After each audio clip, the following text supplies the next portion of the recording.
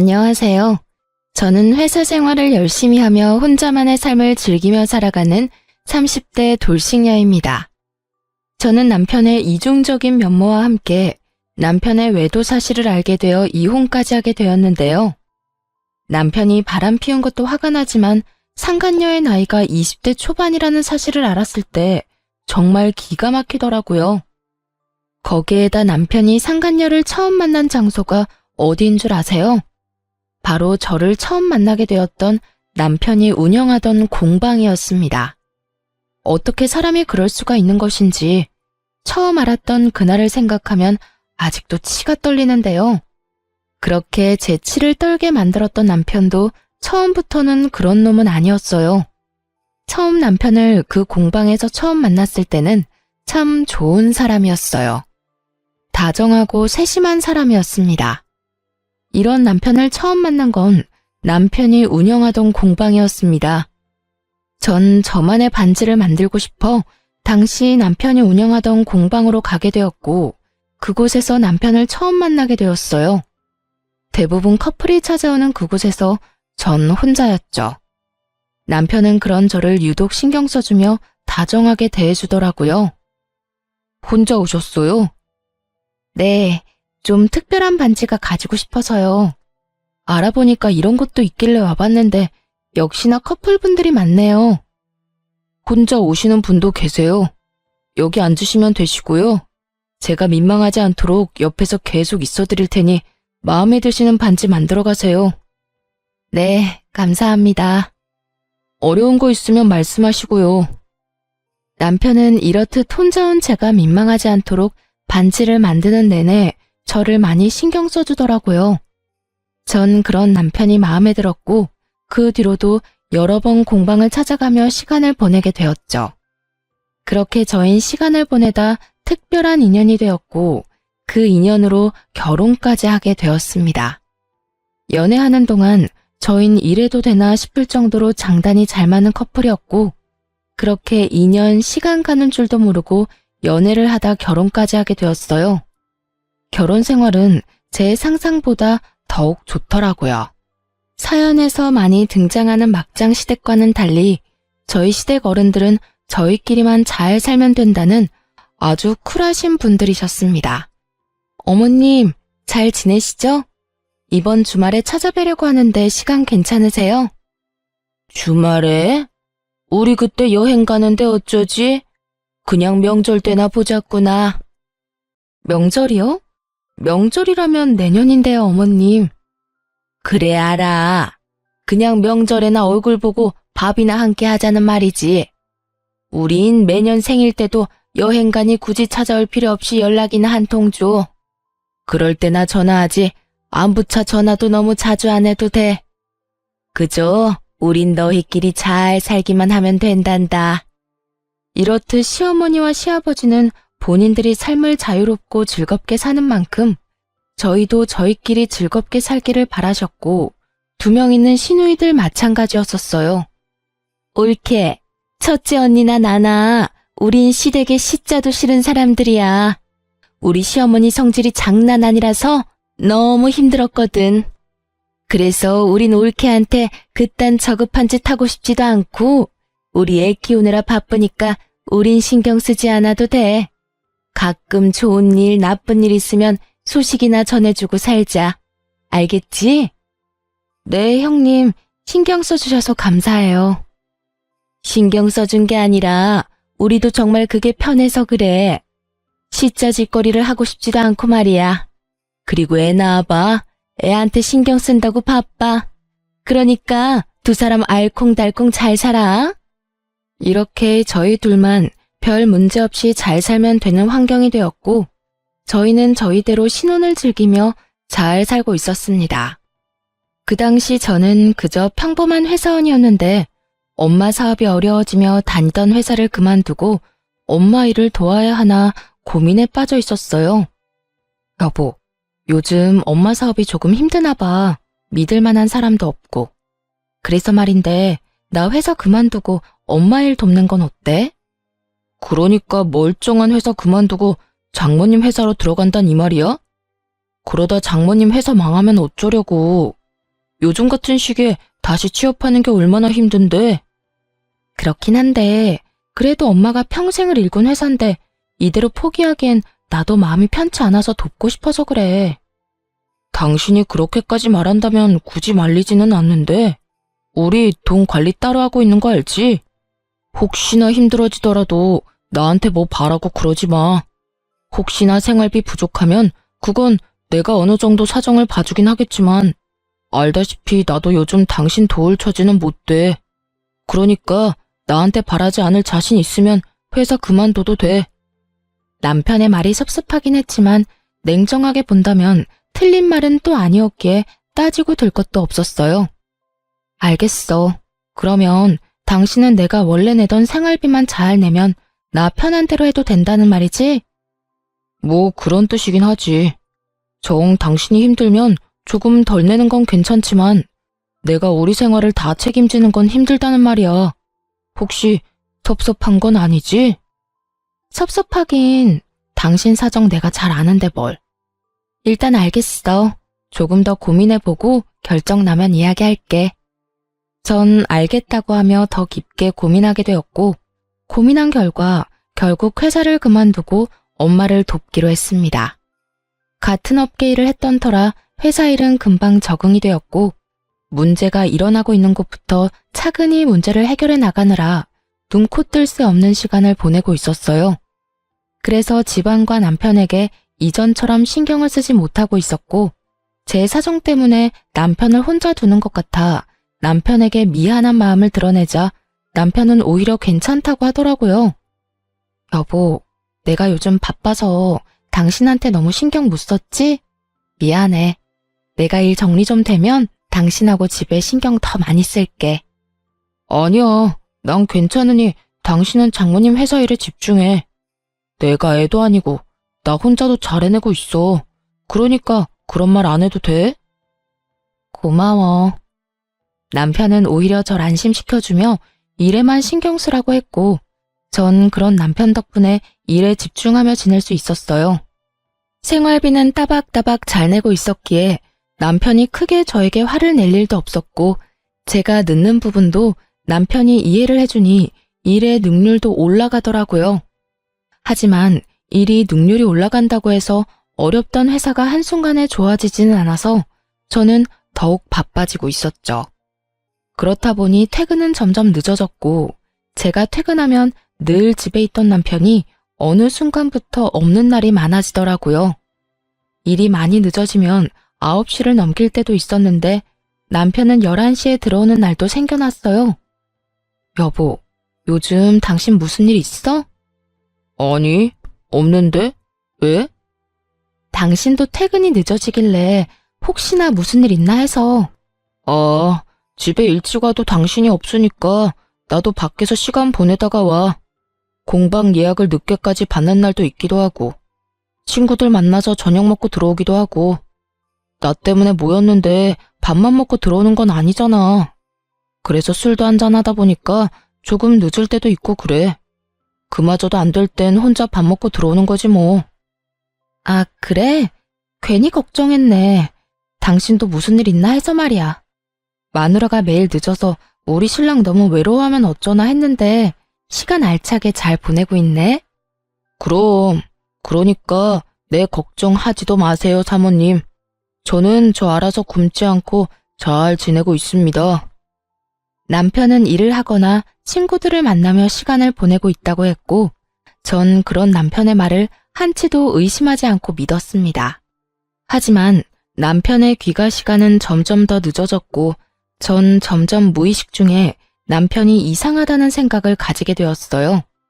친구들을 만나는 것도 하루 이틀이지 매번 11시를 넘기는 남편이 이상해 보인 건 당연했죠.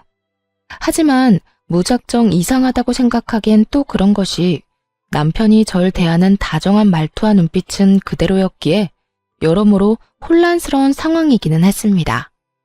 여보, 이거 받아. 이게 웬 꽃이야? 너무 예쁘다. 오늘 무슨 날인가? 아니지? 아니야. 그냥 퇴근하고 오는데 너무 예뻐서 샀어. 당신 꽃 좋아하는데 자주 못 사준 게 미안해서. 너무 고마워. 당신 때문에 나 진짜 행복하다.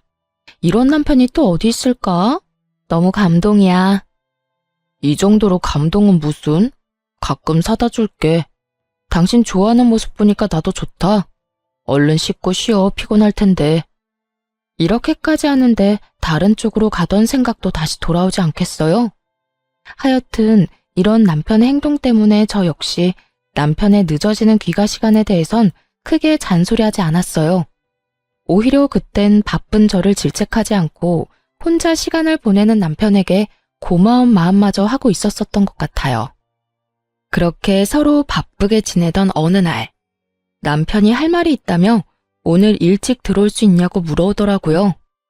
저는 무슨 일인가 싶어 급한 일만 마무리하고 집으로 돌아갔고, 남편은 저에게 조심스럽게 말을 꺼내기 시작하더군요. 여보, 다름이 아니라 나 공방을 좀 더 오픈된 곳으로 옮기고 싶어. 지금 공방은 너무 구석진 곳이라서 찾아오기도 힘들고 2층이라 오가는 사람들한테 광고 효과도 없잖아. 그래서 유동인구 좀 있는 1층으로 옮겨서 새로 개업하고 싶은데 당신 생각은 어때? 좋은데? 통유리로 하면 더 좋겠다. 오가는 사람들이 공방 안에서 뭐 하는지 궁금해서 한 번 더 시선도 갈 거고. 그런데 그런 상가는 세가 비쌀 텐데 괜찮겠어? 여유 자금이 좀 있는 거야? 정말 좋은 생각이라고 생각했어요. 남편이 운영하는 공방은 너무 외진 곳이기도 했고 건물도 낡아 저도 처음 예약을 했을 땐 선뜻 발을 들이기가 꺼려지는 부분도 있긴 했거든요. 그런 공방을 옮긴다고 하니 반대할 이유가 없었죠. 그러면서 따라오는 생각은 당연히 돈이었고 당연히 자금에 대한 계획이 있으니 말을 꺼낸 것이라 생각했는데 남편의 계획은 제 예상과는 전혀 다른 계획이었어요. 그래서 하는 말인데 장모님 상가 하나 있잖아. 그거 나한테 저렴하게 사주면 안 될까? 남편은 조심스럽게 물어왔고 저는 조금 황당했어요. 엄마가 가진 상가가 위치도 좋고 인테리어도 잘 되어 있다는 말을 지나가는 말로 딱 한 번, 그것도 연애 시절의 한 말을 아직도 기억하고 있다는 사실이 놀랍기도 했고요. 남편은 눈을 반짝이며 제 입만 바라보고 있었고 전 안타까운 사실을 남편에게 알려주게 되었습니다. 여보, 그 상가 진작 처분했어. 이번에 엄마 사업 힘들면서 상가 처분하고 회사 고비 넘기는데 다 써버렸어. 제 말에 남편은 화들짝 놀라며 짜증 섞인 투로 닥달하기 시작하더라고요. 그런 남편의 반응에 저 역시도 기분이 확 상해버렸고요. 뭐? 언제? 왜 나한테 말 안 했어? 진작 나한테 말했어야지. 난 그것도 모르고 혼자 기대했잖아. 꽤 됐지. 그런데 왜 화를 내? 우리 엄마 상가 처분하는데 굳이 당신한테 이러쿵저러쿵 다 말해야 해? 그럴 이유가 있어? 내가 언제 화를 냈다고 그래. 그냥 놀라서 언성이 좀 높아졌던 것뿐이야. 그런데 그렇게까지 힘들어? 그냥 좀 좋진 않지. 다들 회사를 위해 노력하고 있으니 좋아지겠지. 그래, 당신 이렇게까지 고생하는데 잘 풀리겠지. 좋은 쪽으로 생각하자, 우리. 남편은 어떻게 해서든 제 기분을 맞춰주려 노력하는 듯했지만 제 기분은 도무지 나아지지 않더라고요. 남편이 엄마의 상가를 욕심냈다는 것도 찝찝했지만 신경질적으로 저를 대하던 남편의 언행이 머릿속에서 사라지지 않았어요. 어쩌면 내가 모르는 남편의 모습이 있을 수도 있겠다는 생각을 하게 되었고 그 생각은 쉽사리 지워지지가 않았어요. 그 후 남편은 제 생각대로 점점 이상한 모습을 보이기 시작하더군요. 다른 건 몰라도 다정함 하나는 최고인 남편이었는데 언제부터인가 툴툴거리는 말투와 무신경한 태도로 저를 대하더라고요. 이때껏 이해해주던 제 귀가 시간에 대해서도 딴지를 걸기 시작했고요. 당신 해도 너무하는 거 아니야? 장모님 회사는 언제쯤 상황이 좋아지는 건데 언제까지 늦는 거냐고. 갑자기 왜 예민하게 구는 거야? 이때까지 내가 미안하다고 해도 괜찮다고 신경 쓰지 말라며. 괜찮은 것도 하루 이틀이지. 이건 너무하잖아.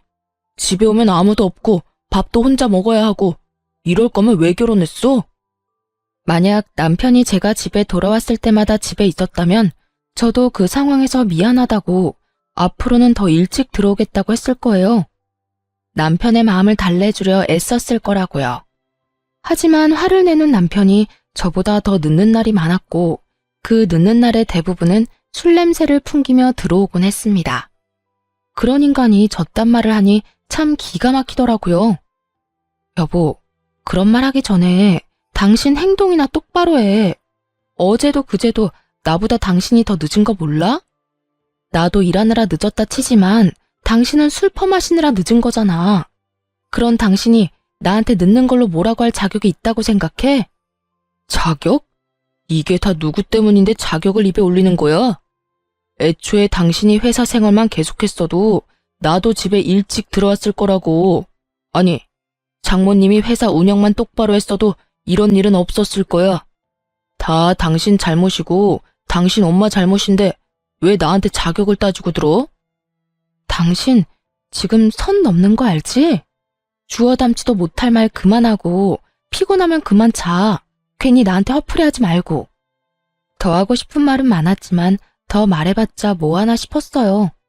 어차피 대화를 해봐도 통할 것 같지도 않았고요. 그래서 딱 잘라 더는 대화하고 싶지 않다는 뉘앙스의 말을 했고 또 무어라 가시가 돋친 말을 하려는 남편을 뒤로 한 채 방으로 들어와 버렸습니다. 남편은 서재에서 자는 것인지 안방에 들어오지 않았고 그렇게 각방살이가 시작된 것이었죠.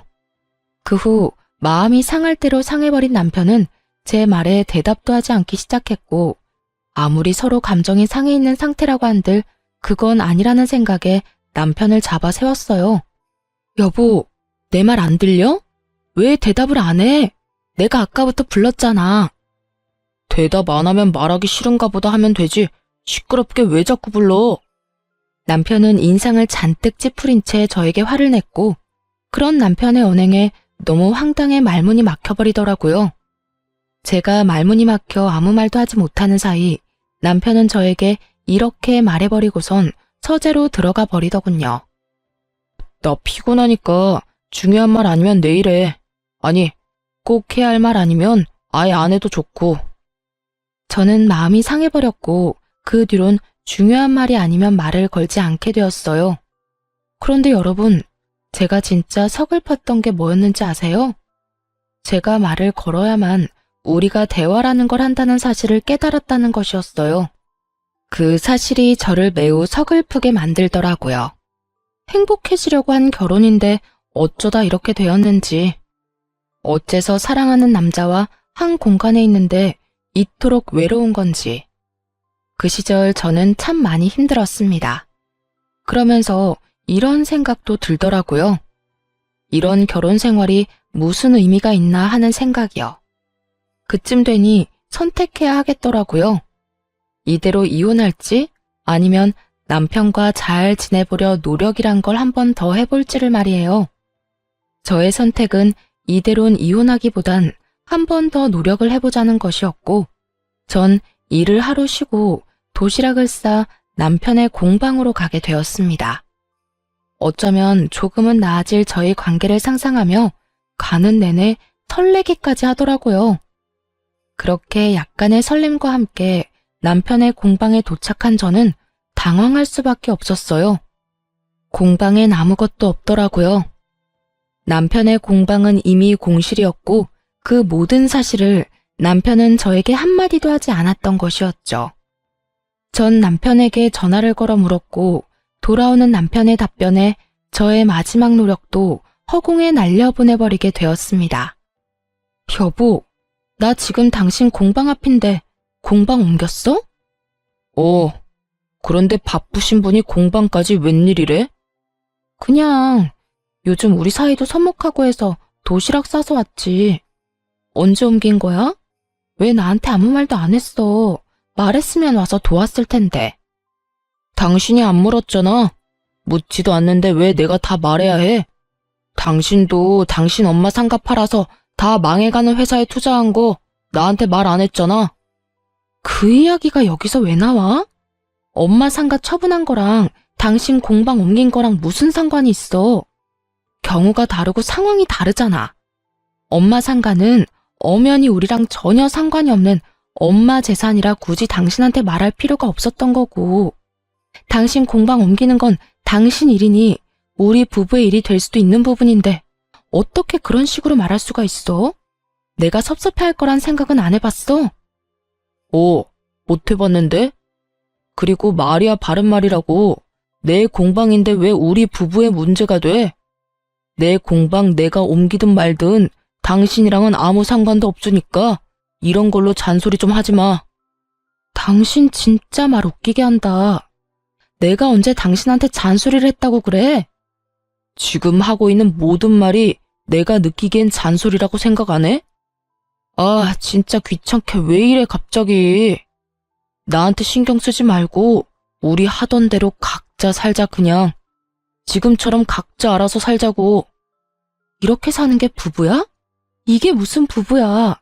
당신은 나랑 이렇게 살려고 결혼했어? 아직도 기억납니다. 울분을 토해내는 제 말에 남편은 정확히 이렇게 말하더군요. 그러면 이혼하든가. 나 바쁘니까 끊어. 그렇게 끊긴 휴대전화를 들고 텅 빈 공방 앞에서 한참을 서 있었던 것 같아요. 그렇게 가까스로 정신을 차려 집으로 돌아와 다 식어버린 도시락을 보는데 눈물이 나더라고요. 이게 다 무슨 상황인가 해서요. 분명 한날 한시에 함께 죽고 싶다는 말까지 나누며 누구보다 깊고 아름답게 사랑했던 것이 엊그제 같은데 이젠 한 집에 살면서 남보다 못한 사이가 돼 있더라고요. 차갑게 식어버린 도시락처럼 제 마음 역시 돌이킬 수 없을 만큼 식어갔고 더는 노력할 마음도 사라지고 없었습니다. 그렇게 전 이혼을 생각하는 날들이 점점 많아지고 있었고 이혼으로 거의 마음을 굳힌 상태였죠. 하지만 회사의 운명을 좌지우지할 수 있는 중요한 계약을 진행하게 되면서 잠시 이혼에 대한 생각을 접어두고 일에 집중하며 지내게 되었어요. 남편은 그런 제 상황은 안중에도 없고 점점 더 늦어진다 싶더니 어느 날은 외박까지 하더라고요. 아무리 저도 이혼을 생각하고 있다고 한들 외박은 정말 상대방에 대한 예의가 아니라고 생각하거든요. 당신 진짜 이럴 거야? 외박은 정말 아니잖아. 최소한 잠은 집에서 자야 할 거 아니야. 이제 날 사랑하진 않더라도 부부간의 예의는 지켜야지. 공방에서 늦게까지 작업하다가 깜짝 잠들었어. 일하다 보면 그럴 수도 있는 거지. 뭐 그런 걸로 사람을 못 살게 굴어. 그리고 왜 갑자기 관심 있는 척해? 당신 나한테 관심도 없잖아. 미안하다는 말까진 바라지도 않았지만 적어도 미안한 척 정도는 할 줄 알았는데 남편은 그마저도 하지 않더라고요.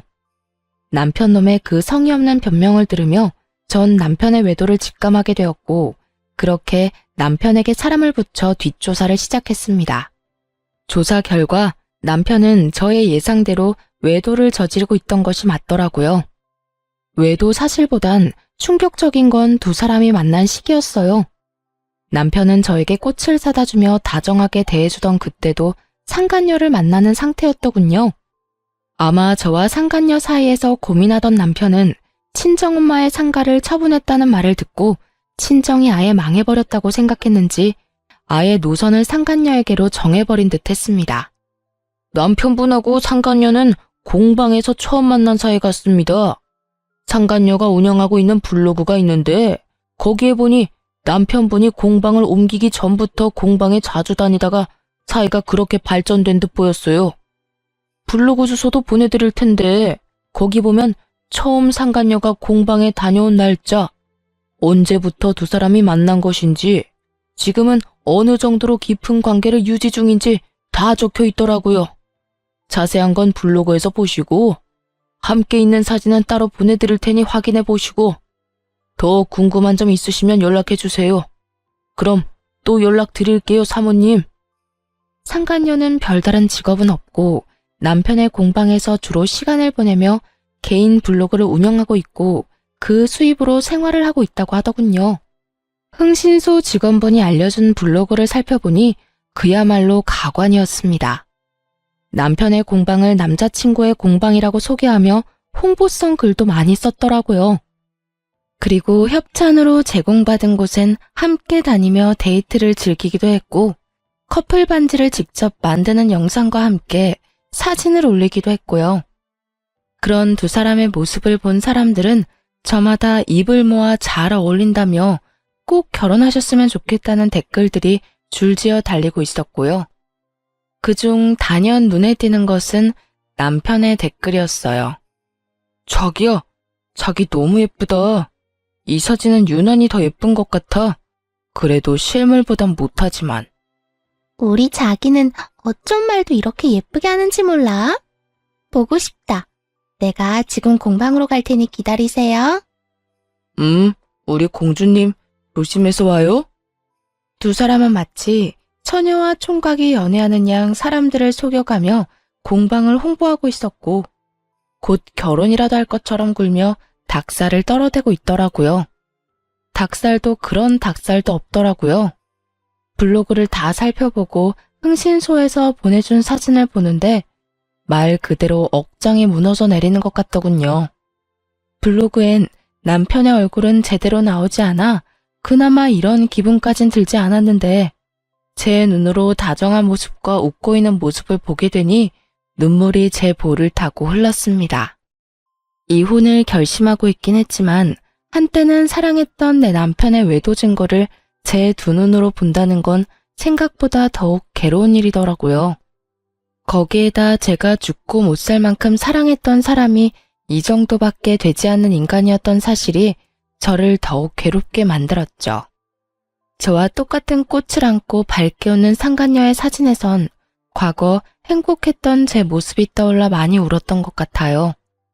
그렇게 저는 슬픔에 울고 허탈함에 웃기도 하며 마음을 추슬렀고 이혼을 결심하게 되었습니다. 적당한 최적의 때를 기다리면서 말이죠. 그 최고의 날을 남편과 상간녀가 만들어 주었는데, 그날은 이상하리만큼 일이 술술 잘 풀려 집으로 일찍 돌아가게 된 날이었어요.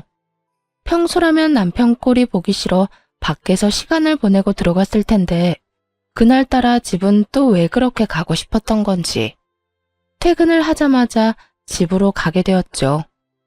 그런데 집으로 들어서니 안방에서 사람 인기척이 들려오더라고요. 어머, 자기야. 방금 문소리 아냐? 자기도 들었어? 아, 어떻게 하지? 그 여자 일찍 왔나 본데. 아, 일단 자기는 방에 있어. 내가 나가볼 테니까. 이런 대화 소리와 함께 급하게 나올 채비를 하는 소리가 들려왔고, 전 굳이 더러운 장면을 보고 싶지도 않아 태연히 거실 소파에 앉아 남편이 나오길 기다렸어요. 얼마나 기다렸을까요? 머리에 까치집을 한 남편놈이 멋쩍은 표정을 하곤 머리를 벅벅 긁으면서 나오더라고요. 이 순간에도 뻔뻔하리만큼 당당한 모습일 줄 알았는데, 그렇진 않은 남편놈을 보며 그나마 마지막 양심은 있는 놈이구나 싶었어요. 하지만 이런 제 생각을 비웃듯 아주 개소리를 꺼내기 시작하더군요. 당신 왜 이렇게 일찍 왔어? 항상 밤늦게 나오더니 하필 오늘 같은 날에 일찍 오고 난리야. 왜 남편놈은 입으로 오물을 뱉어내고 있는 것인지 이해가 되지 않았어요. 말 같지도 않은 헛소리를 듣는데 화도 나지 않더라고요.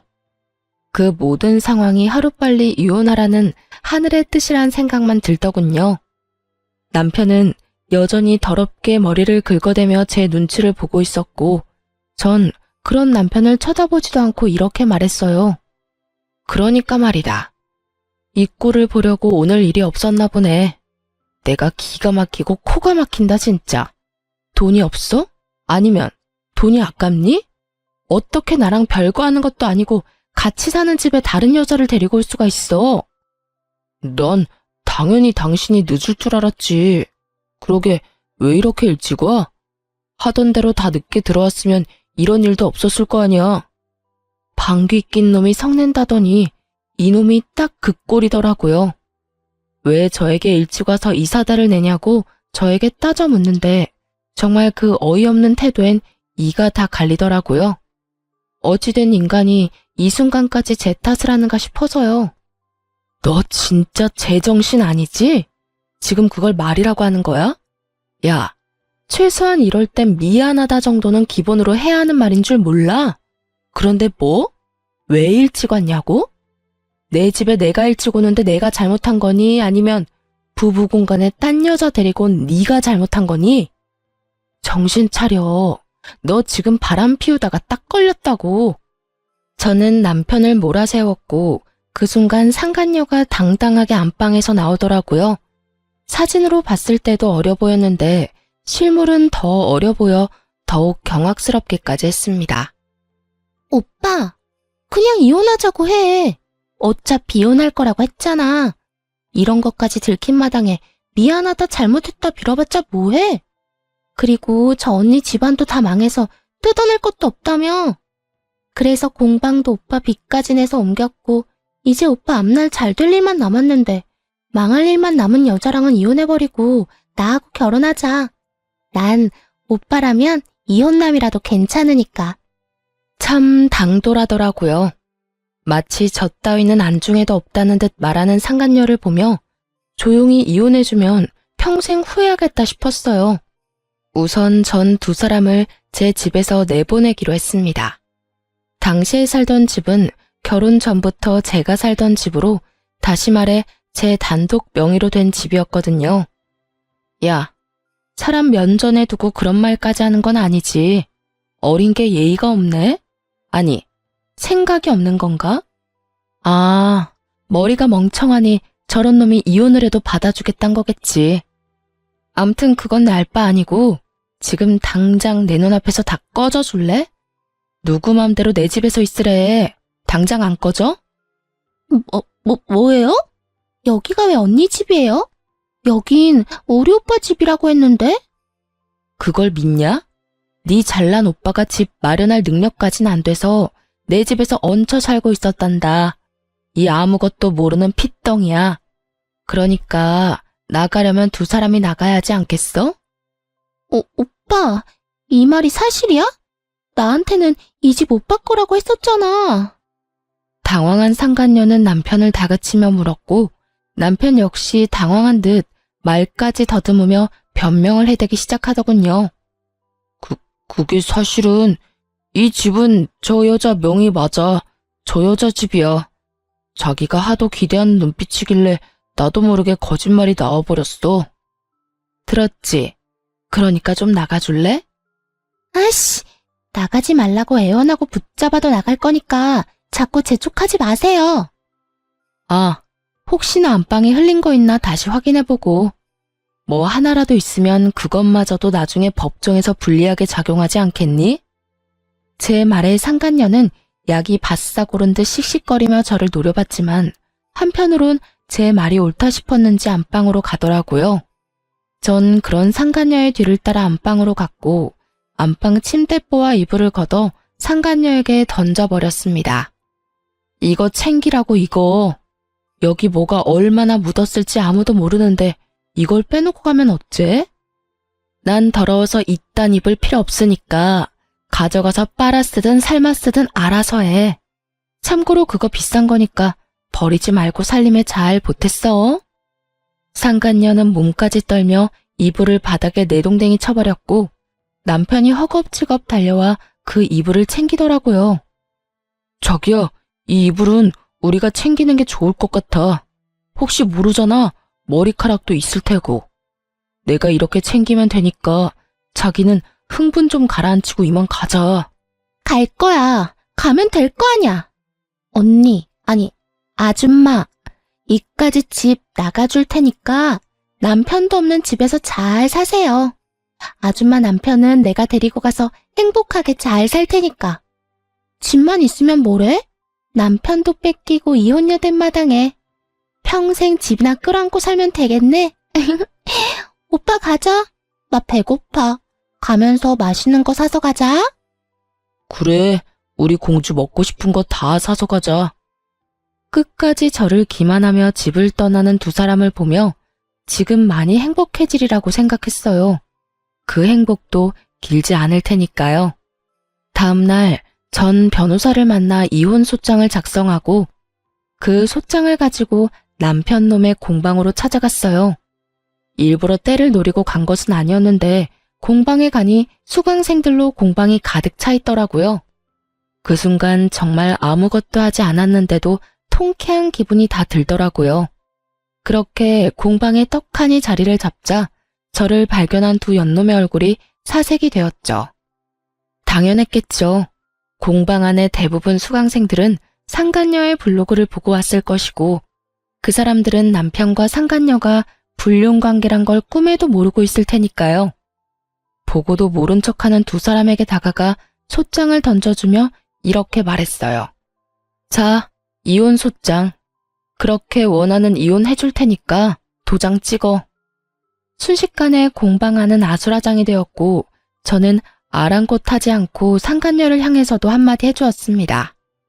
네 거는 내가 아직 바빠서 작성을 못했어. 아마 우리 변호사님이 열심히 하고 있을 테니 기다려. 공방으로 보내줄 테니까. 아니면 집으로 보내줄까? 내가 네 집 주소도 알고 있거든? 이 여자가 진짜 미쳤나? 여기가 어딘 줄 알고 와서 이 난리예요. 어디긴 어디야. 어린 년이랑 바람난 내 남편이 운영하는 공방이지. 나도 네 블로그 봤는데 야, 너 글 잘 쓰더라. 모르는 사람이 보면 너희 불륜이 아니라 처녀와 총각이 연애하는 줄 알겠더라니까. 그래서 결혼은 언제 해? 나 이혼하고 나면 바로 할 거야? 청첩장 남으면 나도 보내줘. 가서 제대로 깽판 쳐줄라니까. 아줌마, 진짜 이렇게까지 해야겠어요? 어차피 이혼할 마당에 이렇게까지 앞길에 똥칠해야 하냐고. 이러다 우리 오빠나 나나 불륜 딱지 붙으면 아줌마가 책임질 거예요? 우리 망하면 아줌마가 책임질 거냐고요. 어린 나이만큼 뇌까지 든 것이 없는 것인지 상간녀는 감히 제게 책임이란 단어를 쓰더라고요. 야, 너 정말 멍청하구나. 어차피 이혼할 거니까 이렇게까지 하는 거야. 내가 데리고 살 거면 내가 이렇게까지 똥칠을 하겠어? 이게 다 너희 망하라고 이러는 거니까 내가 이딴 짓까지 한 보람 있게 제발 잘 살지 말고 망해줘. 이렇게 부탁할게.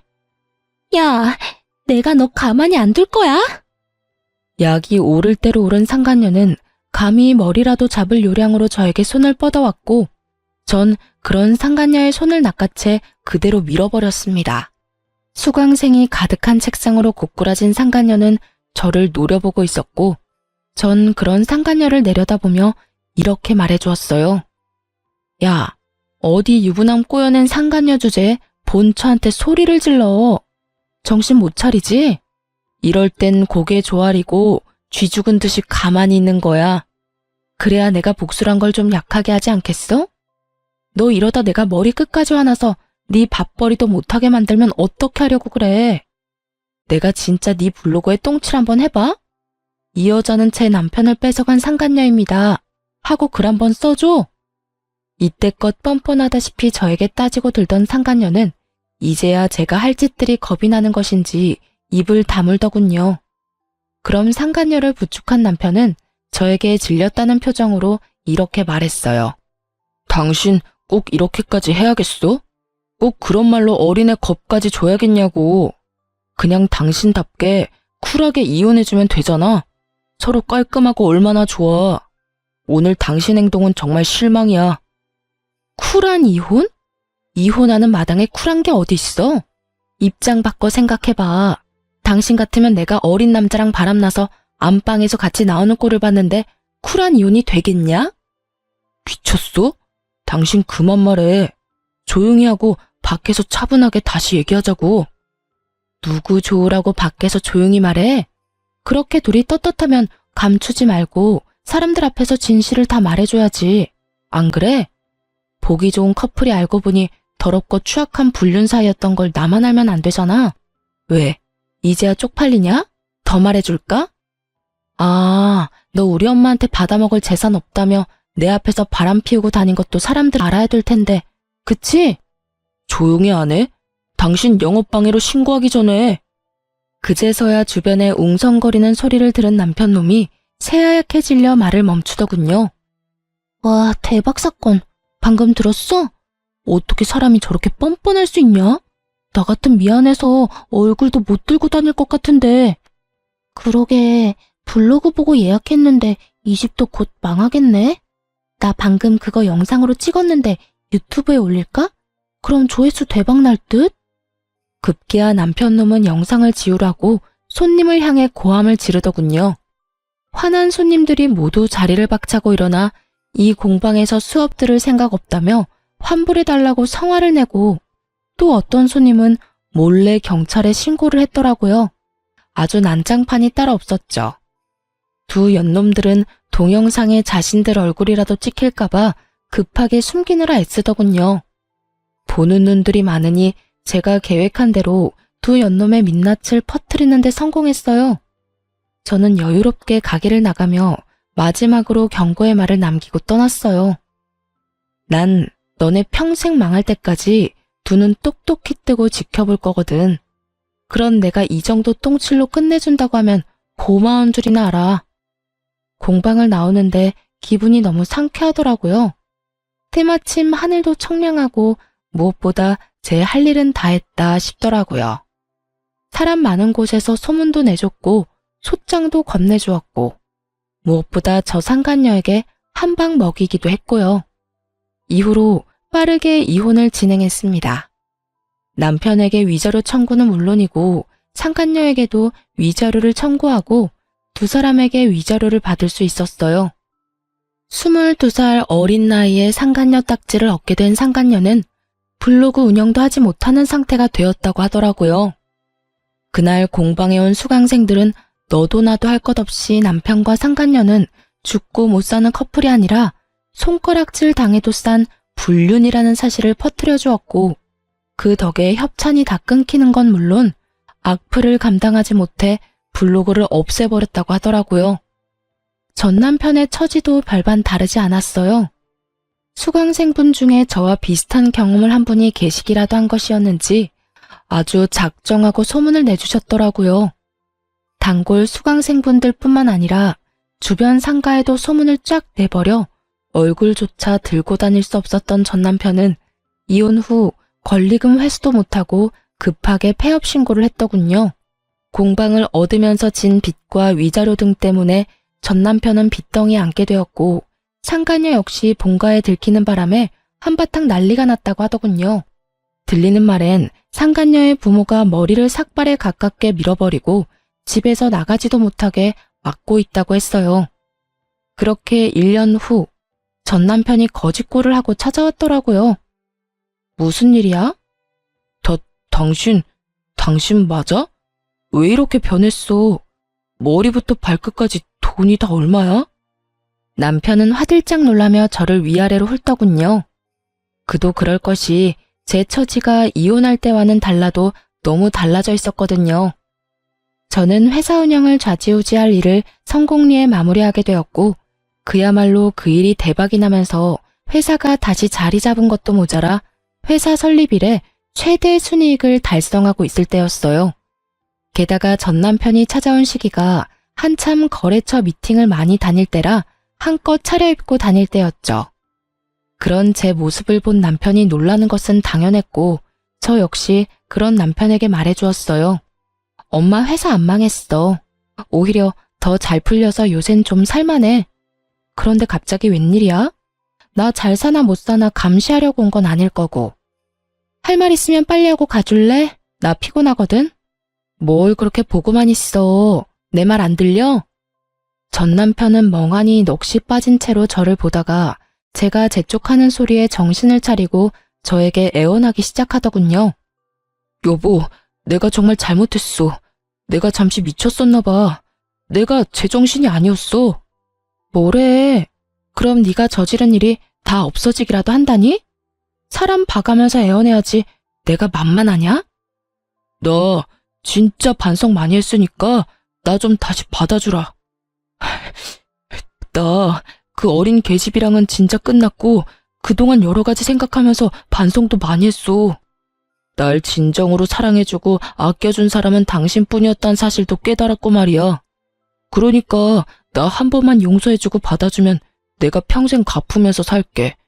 당신이 하라는 건 다 하면서 당신이 시키는 건 군말하지 않고 살게. 그러니까 제발 용서해줘, 응? 정말이야? 정말 내가 용서만 해주면 내가 시키는 대로 할 거야? 제 말에 전 남편은 눈을 반짝이며 세차게 대답하더라고요. 정말이야. 그래? 그러면 용서해 줄게. 정말? 정말이지? 정말 고마워, 여보. 고마울 필요는 없고 내가 용서해주면 시키는 대로 다 한다고 했지? 난 지금 당신이 내 눈앞에서 좀 꺼져줬으면 좋겠어. 그리고 죽는 그날까지 내 눈앞에 나타나지도 말고 당신 소식 같은 건 내 귀에 들리지도 않게 해줬으면 좋겠어. 그 순간 빛나던 전 남편의 눈빛이 잿빛이 되며 저에게 더 애절하게 매달리기 시작하더라고요. 여보, 제발 그러지 말고 나 좀 용서해줘. 나 바람 피워서 이혼한 거 우리 집에서도 다 알게 돼서 정말 오갈 데도 없단 말이야. 빚은 갚아도 끝이 없고 공방도 불륜 저지른 공방이라고 소문이 나서 문 닫고 이젠 빚 갚을 돈도 없어. 그러니까 당신이 예정을 생각해서라도 나 좀 살려주라. 나랑 같이 살아주라. 제발 이렇게 빌게. 눈물까지 흘리며 애원하는 전 남편을 보는데 이대로는 안 되겠다는 생각이 들더군요. 손이 발이 되게 비는 전 남편의 뺨을 내리쳐버리곤 이렇게 말해주었습니다. 이제 와서 잘못? 용서? 웃기지 마. 너 오갈 데 없어지고 앞으로 사는 게 막막하니까 찾아와서 이딴 짓 하는 거 누가 모를 줄 알아? 너 나한테 모든 사실을 들킨 뒤에도 나한테 미안하다는 말 한마디도 한 적이 없었고 미안한 표정 한 번 지은 적도 없어. 그런 네가 이제 와서 이렇게 울고불고 한다고 내가 받아줄 거라 생각했어? 착각도 유분수다 진짜. 너 다신 찾아오지 마. 한 번만 더 찾아오면 너네 부모 불러서 너 데리고 가라 할 테니까. 알겠어? 그 후론 다신 저를 찾아오는 일은 없었고 그렇게 전 남편과의 인연도 끝이 났습니다. 여전히 저는 회사에 다니며 잘 지내고 있습니다. 혹시 전 남편이 또 찾아올 수도 있는 일이기에 집은 처분해버리고 친정에 들어와서 살고 있어요. 이혼하고 나서는 이렇다 할 연애를 해본 적이 없는 것 같아요. 딱히 연애 생각이 없는 건 아닌데 바쁘게 일에 매진하며 살다 보니 연애를 못하고 있네요. 앞으로 혹시나 좋은 사람이 생긴다면 연애할 생각도 있고 결혼할 생각도 있긴 해요. 저에게 전 남편이 나빴던 것이지 연애와 결혼 자체가 나쁜 것이라고 생각하지는 않기에 연애를 하다 미래가 행복할 것이란 확신이 있다면 결혼까지 할 생각도 있습니다.